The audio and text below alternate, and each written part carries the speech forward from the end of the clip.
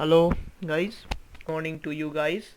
So here we are at our third tutorial series of Java from basics, and we are just starting from the third series of our third video of our series.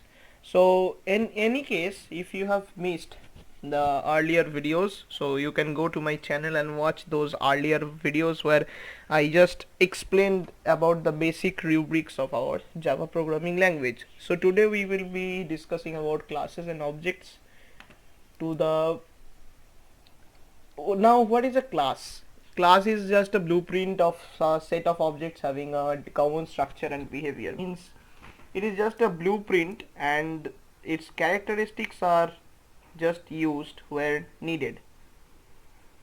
Now this class is a dog. We are here using the example of a dog, and this example we are considering to be a class. Now dog is the class and its characteristics or properties are its objects. Now different types of dogs are there: Labrador, German Shepherd, etc, etc. So these type of dogs are examples of objects.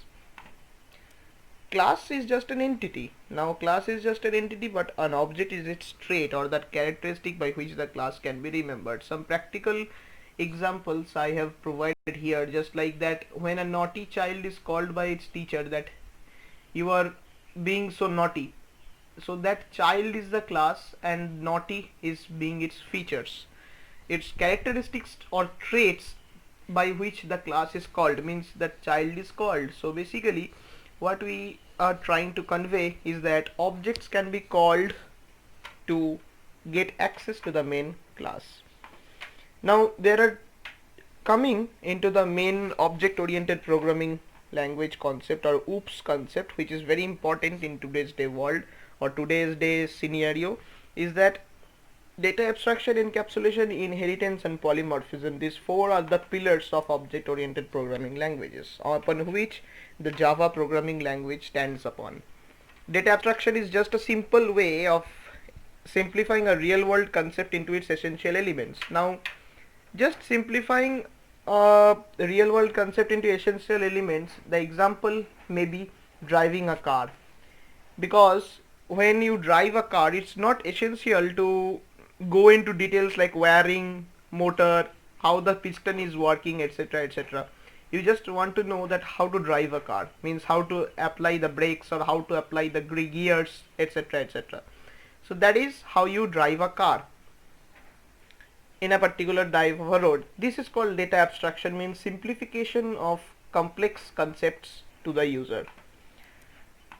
Now encapsulation is the way of combining both data and functions that operate on a data under a single unit called member functions or methods. These member functions or methods we will discuss in the upcoming videos. This is a object oriented approach because this OOPS concept is used just like this. Means Java programming always uses objects like this, where objects are interdependent upon one another. Now inheritance is a very interesting concept. Inheritance is basically just like that. It goes by the word inheritance itself. Inheritance is basically what you inherit from your ancestors. Means definitely here ancestors means in programming world ancestors means the superclass and the subclass, which we will just get demonstration in the upcoming videos. So inheritance is just like that. We inherit from the class humans. So it is an example here. Now it is just a capability of one class of things to inherit capabilities from another class. For example, inheritance is just like that. You inherit a property from your parents. So that means you just inherited their characteristic or trait from them to you. So basically this means just like that. Polymorphism is the main part by which we can define an object oriented programming language. We cannot advertise them as object oriented language simply because they don't have polymorphism.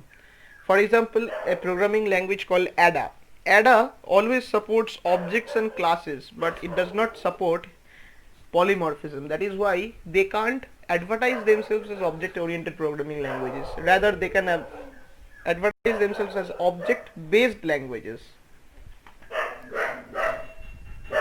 It is the main thing. So this is it. So here we have already done our presentation. So this is it. This is it, what we needed basically to understand the rubrics of our basic object oriented programming languages. So if you like this video, please subscribe to the channel, and if you have doubts regarding these classes and oriented, we will also post a YouTube our description, our video description. You just check the description below. There we will be posting our email address also. There you can also submit your queries within it. So thank you guys, stay safe, stay happy, and keep watching Noob to Expert. Thank you.